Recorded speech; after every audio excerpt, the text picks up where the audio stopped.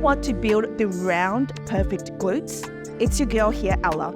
And in this video, I'm going to share with you 4 of the most game-changing tips that has helped me transform my flat Asian pancake butt to a shell. And I could guarantee you that once you start implementing these tips to your workouts immediately, you are going to start seeing real results.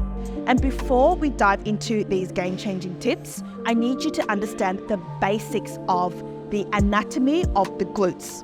They comprise of 3 main muscles. They are your glute maximus, which is the biggest part of the glutes. Then you've got your glute medius, which is the side glutes.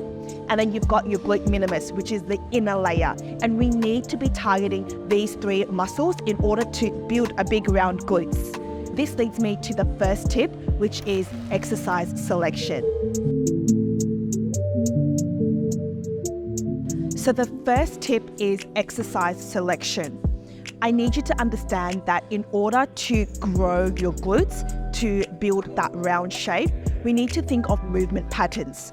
There are 3 movement patterns that I need you to be aware of to implement into your training.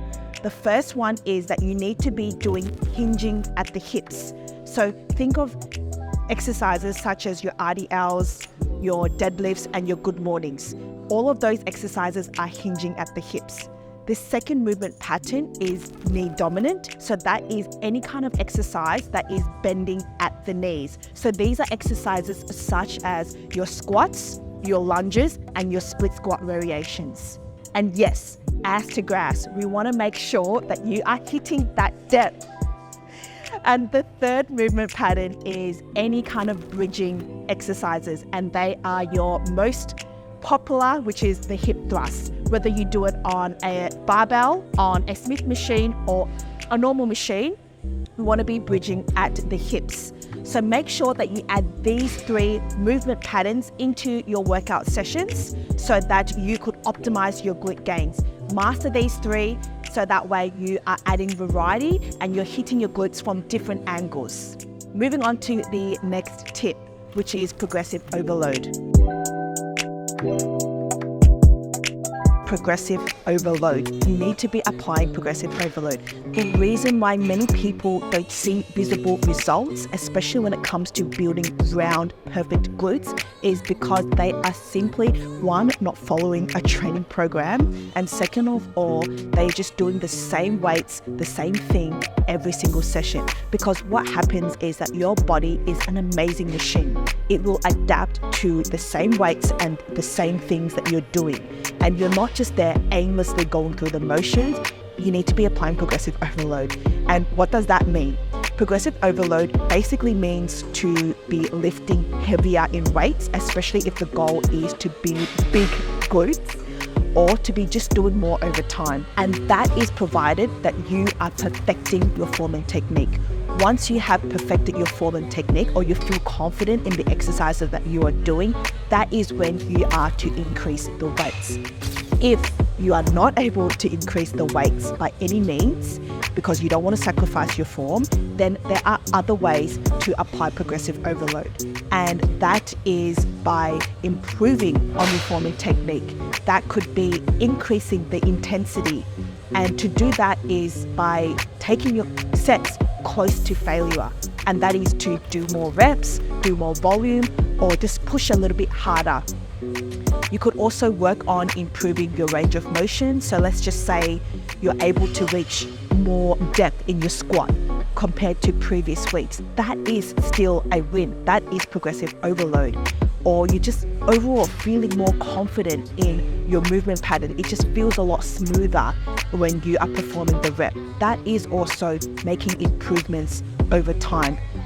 Also, if you are training 3 times a week compared to 2 times a week, or you're upping the frequency to 4 times rather than 3 times, that is also doing more over time. So these are the other factors, which is progressive overload. So remember, progressive overload is about challenging your working muscles in order for growth to happen and see your glutes grow, essentially.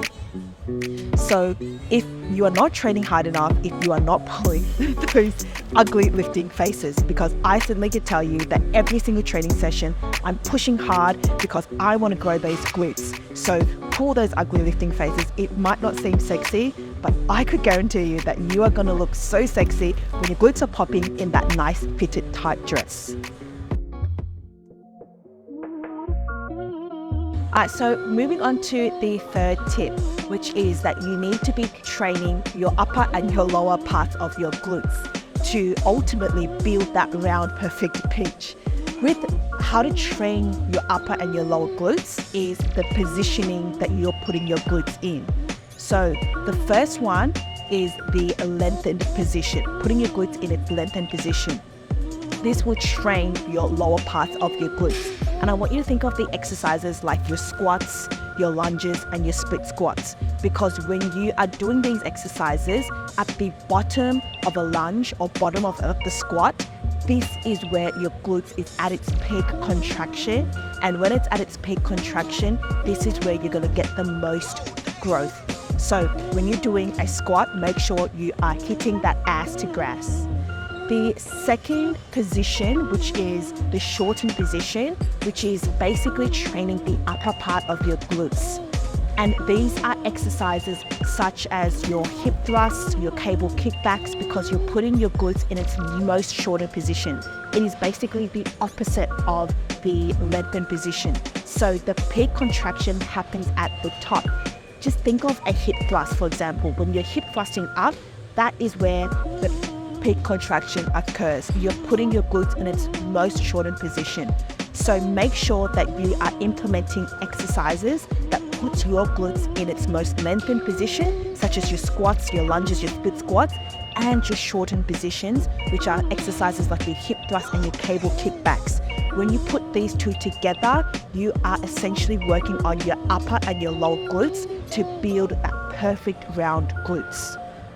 Moving on to the fourth tip, which is compound exercises. Compound exercises are exercises such as your squats, your deadlifts, and your RDLs. They are basically working on more than one muscle group at the same time. Not only will you be building big glutes, but you will be also working on other lower body muscles such as your quads and your hamstrings. And we want to build those muscles to build an all-round curvy legs, which is what we all want. So implementing some form of compound movements into your session is going to seriously help you not only in building your glutes, but just getting stronger and feeling more empowered as well. If you are not ready to perform a barbell back squat, you could mimic the squat movement pattern on a hack squat machine. When it comes to deadlifts and RDLs, if you're not ready to use a barbell yet, then use dumbbells to begin with, but making sure that you are working on your form and technique, because that is going to optimize your glute gains. I hope that you take these 4 game-changing tips to your next training session, because I genuinely want to see your glutes blow up and create that peachy look. If you are looking for more guidance or structure, I do have an 8-week training program which is specifically designed to help you grow your glutes. More info is in the description box below, so go check it out. And I genuinely hope that you have found value in this training video, because I want to help you make the most out of your training session and build those damn glutes. Please don't forget to hit the like and subscribe button if you want to see more videos like this. It would mean so much to me. And let me know in the comment section below what video you'd like to see more of next. Otherwise, I cannot wait to see you in the next video. Bye.